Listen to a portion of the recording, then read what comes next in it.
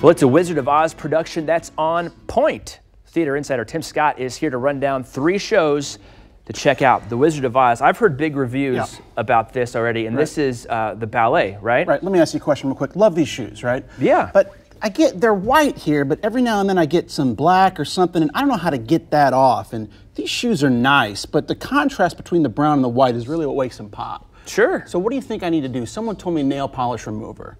Do you think that has something to do with it? I tried it. I have no idea. Okay. I don't polish my shoes. I'll ask someone else. Bill, I know you're a stylish guy. I thought you could.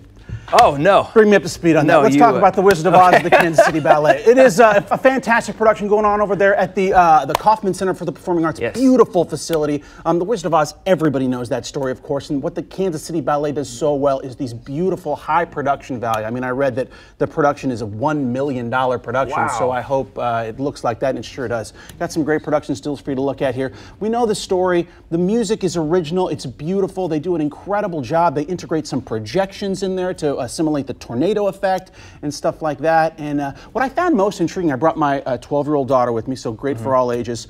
There's a lot of flying that goes on, as you see right there, but what I found so intriguing is the costume design. It's not exactly what you would expect, because we all know the movie and everything. Sure. It was kind of a contemporary twist on Dorothy. There you see the Scarecrow there, the Tin Man, and the Lion. It was a sumptuous, truly beautiful production, and we're just so fortunate here in Kansas City to have a world-class organization like the Kansas City Ballet. Now, when you go see the ballet like that, is it just dancing and interpretation of the show? There's no speaking or singing in it or anything? You know, that's kind of one thing that I was thinking about as I was watching it. If I didn't know the story Wizard of Oz, I might have been lost, but I mean, everybody knows that story. Sure. We all know what's going on. Absolutely no talking, as you said. It's all done through dance and music, which is, they're just so powerful art forms on their own. Okay. Yeah. Well, we're getting into the Halloween season, and Dracula, of course, is a big fan crowd favorite. Talk about Dracula. Where can we go see this one? Dracula's going on at the Kansas City Actors Theater, co-production with UMKC Theater Department, so it's actually taking place at the Spencer Theater on campus at UMKC.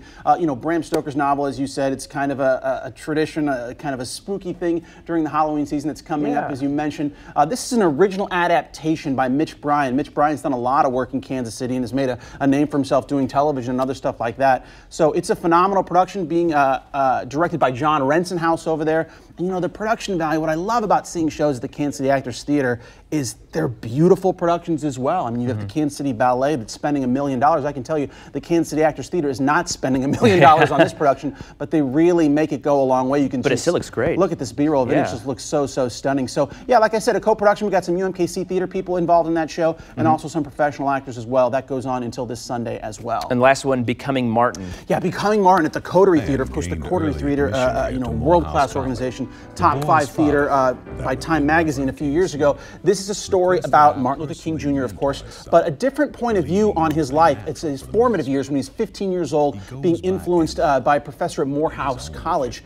What's really intriguing about this production at the Coterie Theater is that it was written by Kevin Wilmot. Kevin Wilmot, of course, a professor at KU, but also one of the writers on Spike Lee's Black Klansman. So just super topical. This is a world premiere production at the Coterie Theater on you know, someone like Martin Luther King, where you know so much about. It's such a exciting man in history, but this is a great new kind of point of view showing you his formative years and kind of what led him to become the man he was. So Coterie Theater goes on till this Sunday as well. Of course, the Wizard of Oz, the Kansas City Ballet this Sunday, and Dracula at the Kansas City Actors Theater this Sunday. Tim Scott, it's a pleasure as always, and I hope you get your shoes taken care of. I'm going to try, Bill. Next time I want to stand up. I'm always sitting down. No, but you lose your head then, man. All right, dude. Come on. All right. Hey, Tim, thank you for being here. We appreciate it.